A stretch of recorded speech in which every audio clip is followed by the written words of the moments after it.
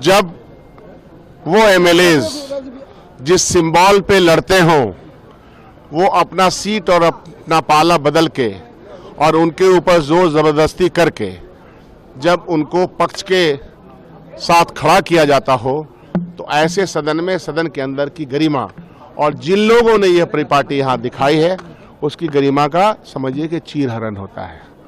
आज जो हुआ यहाँ अगर आप गौर कर लीजिए कि 125 है, उनमें जो लोग दूसरी पार्टी के थे और उस तरफ बैठ गए तो आप अंदाजा कर लीजिए कि क्या सूरत हाल रहती। इसलिए मैं कहता हूं कि फ्रेब और छल के द्वारा और सिद्धांत के बगैर जब राजनीति होगी तो यही सूरत हाल होगी। और आप देख रहे हैं कि जीतने के बावजूद भी शर्म से सबके चेहरे झुके हुए हैं। किसी डिबेट का जवाब नहीं, किसी एक एक बात जो हमने कही उसका कोई जवाब उनके पास है नहीं। गलतोतरी कर सकते हैं, कोई दिक्कत नहीं है। अब तो आने वाले दिनों में बिहार की जनता, पिछड़ी, अति पिछड़ी, दलित, माइनॉरिटीज, तमाम जनता ये देखेगी कि सेंटिमेंट्स और सच किसके पक्ष में है। जब वो एमएलएज जिस सिंबल पे लड़ते हों वो अपना सीट और अपना पाला बदल के और उनके ऊपर जोर जबरदस्ती करके जब उनको पक्ष के साथ खड़ा किया जाता हो तो ऐसे सदन में सदन के अंदर की गरिमा और जिन लोगों ने यह परिपाटी यहाँ दिखाई है उसकी गरिमा का समझिए कि चीरहरण होता है।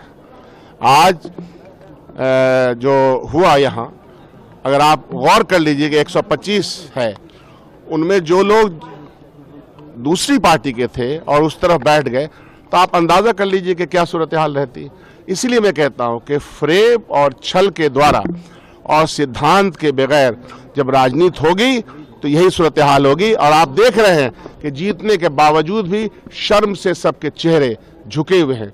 किसी डिबेट का जवाब नहीं, किसी एक एक बात जो हमने कही उसका कोई जवाब उनके पास है नहीं। गलतोतरी कर सकते हैं, कोई दिक्कत नहीं है।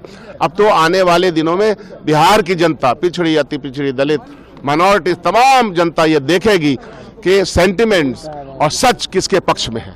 अगर आप ये वीडियो YouTube पर देख रहे हैं तो हमारे चैनल को सब्सक्राइब करें और बेल आइकन को दबाना ना भूलें। अगर आप Facebook पर ये वीडियो देख रहे हैं तो हमारे पेज को लाइक करें।